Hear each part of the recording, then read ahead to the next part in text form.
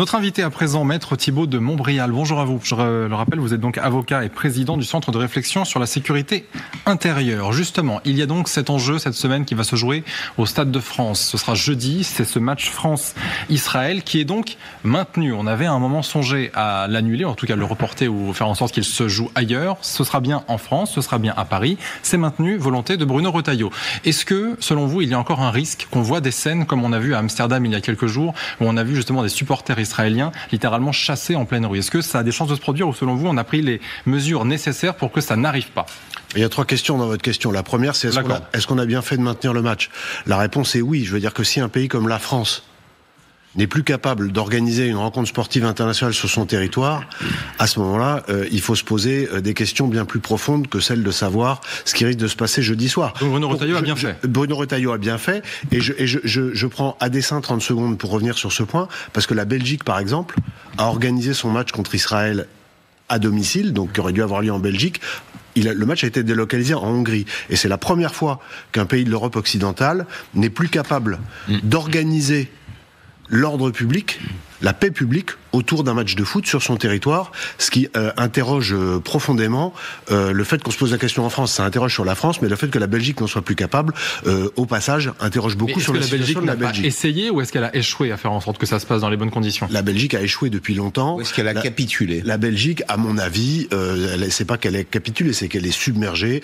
Aux élections municipales récentes, les partis de gauche ont fait pour certains campagnes pour des candidats pro-charia. C'est-à-dire que la Belgique, face à l'islamisme, est en train de perdre la bataille. Maintenant, revenons en France. Oui. La deuxième question que vous avez posée, c'est est-ce qu'il y a encore un risque? Un risque, mais exactement. en fait, il y a... Est-ce qu'on a pris assez de mesures de sécurité? Et par ailleurs, est-ce qu'il y a un risque? C'est-à-dire que de mettre 4000 policiers et gendarmes, comme le préfet de police Laurent Nunez l'a annoncé, techniquement, c'est bien.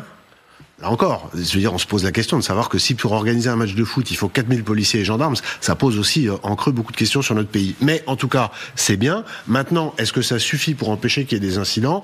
Ce que je pense, c'est que autour du stade, normalement, ça devrait bien se passer. Il faut toujours être prudent. Mais alors, oui, parce que je précise, pardon pour le téléspectateur, que c'est donc en effet 4000 forces de l'ordre, donc 2500 autour du stade, 1500 dans l'agglomération, et il y a en plus 1600 agents de sécurité dans l'enceinte. Voilà. Il y a une grande différence avec ce qui s'est passé à Amsterdam la semaine dernière, c'est que lorsque l'équipe de Tel Aviv, le Maccabi de Tel Aviv, s'est déplacé à Amsterdam, il y a plusieurs centaines de supporters qui sont venus d'Israël.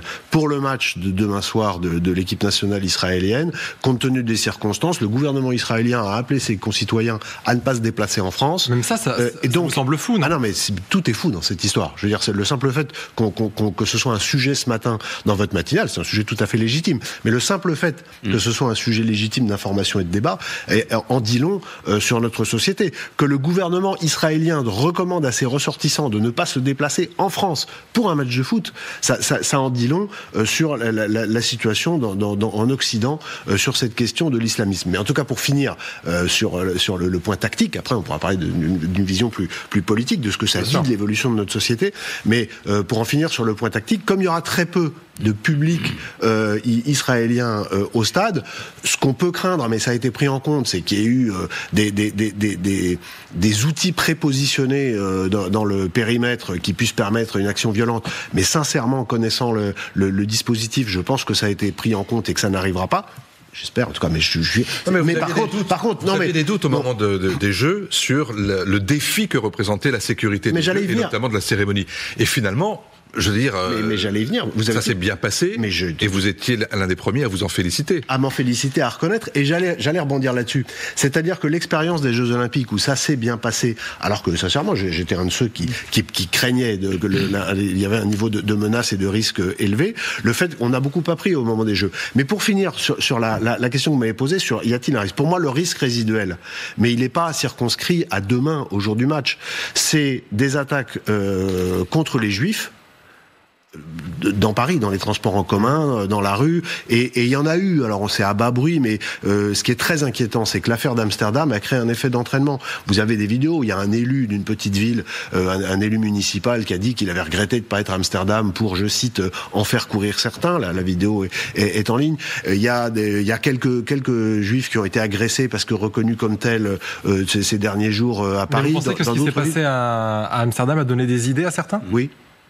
Si vous voulez, moi je vais même plus loin. Je pense que le 7 octobre 2023, l'attaque terroriste du Hamas sur Israël a rendu possible dans l'inconscient islamiste le fait de s'en prendre à l'Occident avec une chance de gagner. Alors, ce qui va dans votre sens, je pense qu'il y a une rupture totale dans le paradigme de relation entre les islamismes et l'Occident le 7 octobre 2023 parce que la victoire est devenue possible. Ce qui va dans votre sens, c'est qu'il y a en effet un nombre d'actes antisémites en France notamment, dans le reste du monde également, mais en forte hausse. On parle de multiplication par 4 en un an, de 632 villes et 95 départements concernés, 42% des mis en cause, au moins de 35 ans, je le précise. Soisic. Moi, j'ai lu avec intérêt la tribune que vous aviez écrite pour Le Figaro, 27 août dernier. Vous disiez, dans l'intérêt de la France, LR doit accepter de gouverner avec Emmanuel Macron, notamment sur les questions régaliennes. Donc, on est 2 mois après la nomination du gouvernement Barnier, qui est un gouvernement où il y a, par exemple, à l'intérieur Bruno Retailleau. Est-ce que vous êtes satisfait aujourd'hui ? Vous nous décrivez une situation visiblement assez alarmante. Qu'est-ce que ça a changé, le fait qu'il y ait un ministre LR à l'intérieur, ce que vous réclamiez ? Alors dans cette tribune, je disais une deuxième chose. Je disais que sur les sujets régaliens, il fallait une convergence, une harmonie entre l'intérieur et la justice. C'est moins clair que le positionnement de Bruno Retailleau. La première chose que vous vouliez, c'était des ministres LR. C'était un accord LR. Ça, est-ce que vous pensez que, du point de vue de la sécurité, est-ce que vous pensez que les Français sont mieux protégés aujourd'hui ? Je pense que l'arrivée de Bruno Retailleau à l'hôtel de Beauvau, à l'intérieur, a eu une vertu. Une première vertu. C'est que pour la première fois, on a un ministre de l'Intérieur qui dit les choses absolument sans phare. Gérald Darmanin avait commencé. Par exemple ? Gérald Darmanin avait commencé, il avait parlé d'ensauvagement de la société. Mais il y avait toujours un mais avec Gérald Darmanin parce que c'est ce qu'il expliquait, c'est qu'il était contraint par le en même temps macronisme. Quand on lui disait mais pourquoi tu dis bon, mais il y avait toujours un petit mais. Avec Bruno Retailleau, il y a plus de mais. Bruno Retailleau dit des choses. Il parle de mexicanisation. Moi, je parlais de sud-américanisation. Bon, il réduit le champ. Il suffit de dire, les mots suffisent. Mais il faut commencer par faire. Vous savez, c'est comme quand vous allez chez le médecin. Quand vous allez chez le médecin, si une partie du diagnostic n'est pas autorisée, c'est-à-dire si le médecin ne peut pas poser une partie du diagnostic, c'est très mal parti pour vous administrer le bon traitement. En politique, c'est pareil. C'est-à-dire que Bruno Retailleau, pour la première fois, sur on va peut-être qu'on en parlera après, mais sur la question des stupes, de la criminalité organisée, sur la question de l'ampleur de l'islamisme, etc.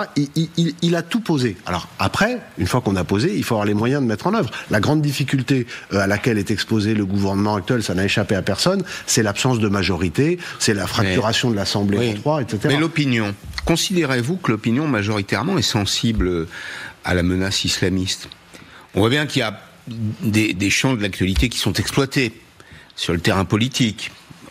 Bien sûr. Des territoires politiques en France qu'on cherche à faire voter, pour dire les choses très directement. Mais l'opinion, dans son ensemble, comment vous la jugeriez ? Avec mon centre de réflexion sur la sécurité intérieure, je fais 1 à 2 réunions publiques par mois en province. Et je vais parfois dans des grandes villes, mais parfois dans des petites villes. Et je rencontre à la fois des citoyens et des élus locaux. Et tout le monde, il y a une déconnexion totale entre la province et Paris. Je vous le dis, c'est quelque chose de tout à fait oui, on le constate. Les gens, quand vous allez voir des élus, moi j'insiste beaucoup sur les élus parce que les élus, il y a un canal politique avec leur parti, etc. Les élus ont l'impression que il y a 2 grands sujets. Il y a la question du pouvoir d'achat et il y a la question immigration-sécurité. Moi, je lis les deux parce que les gens lisent les deux et parce que les statistiques font le lien entre les deux. Donc, les gens, oui, sont inquiets sur la question de l'islamisme, mais je vais aller plus loin puisque le sujet est un petit peu autour du match de demain. Ce que ne veulent pas les gens, c'est qu'il y ait une importation du conflit israélo-palestinien en France. C'est le cas, non ? Ah, mais bien sûr que c'est le cas. Alors, c'est le cas. On va continuer dans 2 raisons. Non, mais attendez, pardon, je finis de répondre à Pascal. C'est le cas pour 2 raisons. C'est le cas d'abord parce que objectivement, il y a donc les conséquences du 7 octobre dont je parlais tout à l'heure, une fraction de la population française qui est musulmane et une fraction de la population musulmane qui est radicalisée, une double fraction.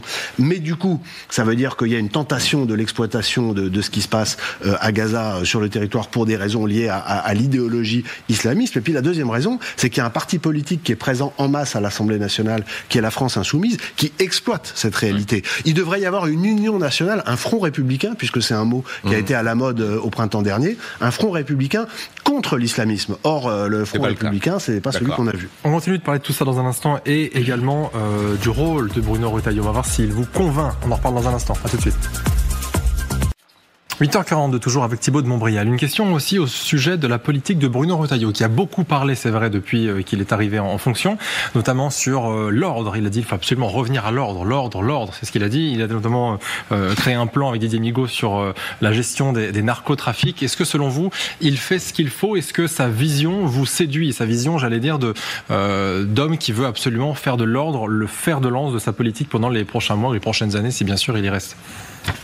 Je peux pas dire le contraire, parce qu'il y a quelques années, j'ai théorisé ce que j'ai appelé le choc d'autorité. C'est une expression qui a été reprise par tout l'arc de centre droit de la classe politique, à commencer par Gabriel Attal, qui en a beaucoup parlé sans jamais rien faire. Donc maintenant, on a Bruno Retailleau, et je constate que si, pour les raisons expliquées tout à l'heure, de complexité des 3 blocs à l'Assemblée, sur le plan législatif, ça va être très compliqué de faire bouger les choses comme ce serait par exemple possible en début de mandat présidentiel avec une majorité absolue, ce qui n'est donc doublement pas le cas en ce moment. Pour autant, il y a d'abord les diagnostics, on en a parlé tout à l'heure. Ensuite, avec le pouvoir réglementaire, il y a un certain nombre de choses qui peuvent être faites. Et puis, et vous venez d'y faire référence, il y a cette annonce très importante et à laquelle j'étais également très favorable, puisque j'ai fait une tribune avec un plan assez détaillé sur le narcotrafic. Ce dont il faut avoir conscience, et ce qu'il faut que les gens qui nous regardent comprennent, c'est que aujourd'hui, la France a un État qui est très faible. Et quand les États sont faibles, d'autres organisations para-étatiques en profitent pour faire de l'influence. Il y a 2 grands dangers aujourd'hui pour la France. Il y a l'islamisme, on en a parlé, et la grande criminalité organisée autour des stupes.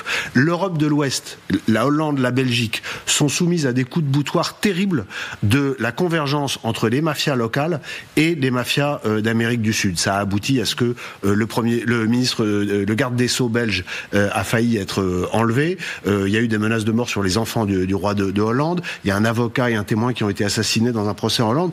Et c'est des choses qui arrivent en France. Mardi dernier, je finis là-dessus sur ce point essentiel, on en a très peu parlé, mais il y a une équipe de malfaiteurs qui ont été arrêtés à quelques centaines de mètres du domicile du procureur général de la cour d'appel de Douai, parce qu'ils voulaient s'en prendre physiquement à lui. Donc on est en train de basculer vers une hyperviolence qui touche les fonctionnaires de l'État. Donc est-ce qu'on fait ce qu'il faut face à ça? Oui. On commence à faire ce qu'il faut. On commence, parce que maintenant on en a conscience. Vous disiez tout à l'heure de dire les choses, ça suffit pas. Il faut commencer par nommer. Et ensuite, le plan qui a été proposé par Bruno Retailleau et Didier Migaud, mais qui n'était pas très favorable, mais finalement, il y a eu un arbitrage de Michel Barnier en faveur de Bruno Retailleau, c'est de révolutionner la lutte contre la grande criminalité organisée en faisant un parallèle avec la lutte contre le terrorisme. Mais alors, le parquet, justement, est-ce que c'est une bonne idée? Donc, il y aura un parquet. Alors, pour l'instant, on sait bien qu'il faut une loi pour le mettre en place. Pour l'instant, c'est une organisation auprès de la procureure de Paris. Est-ce que ça, c'est une bonne idée? C'était défendu par Éric Dupond-Moretti. Exactement. C'est pas nouveau.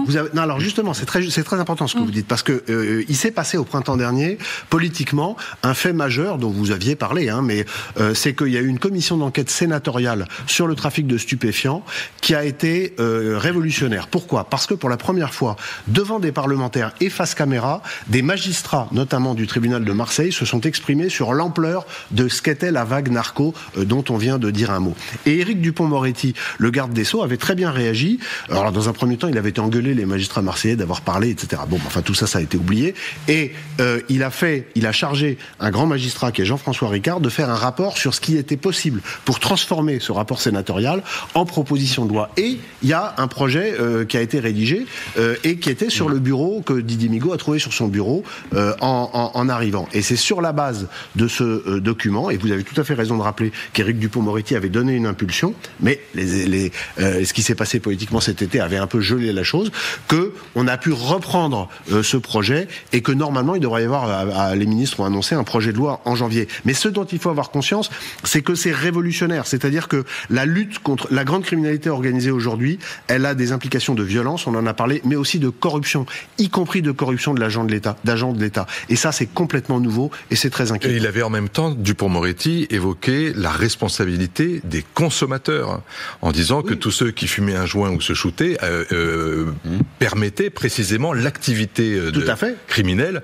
et en étaient, j'allais dire, les co-responsables. Mais tout à fait. Bruno Retailleau a repris avec ses termes à lui le même raisonnement. Et vous avez raison de le souligner. Ce qui est intéressant, c'est que quand un député de la France insoumise est interpellé en train d'acheter de la drogue, quel est le réflexe? Au lieu dans cette logique que le réflexe soit de dire c'est quelque chose qui politiquement est grave compte tenu de tout ce qui est en train de se passer et donc des sanctions sont prises, il y a eu une espèce de réflexe corporatiste de le défendre en disant le pauvre, etc. Ouais. Mais comment voulez-vous que ça imprime dans l'opinion publique? 6 et 10 millions de consommateurs de drogue en France, dont 2,5 de réguliers. C'est un marché que j'estime, moi, à 10 milliards d'euros. Tout à fait. À peu de choses près. Vous avez raison. Donc il y a des enjeux vitaux. Non, mais il y a des enjeux structurels, sociaux, vitaux.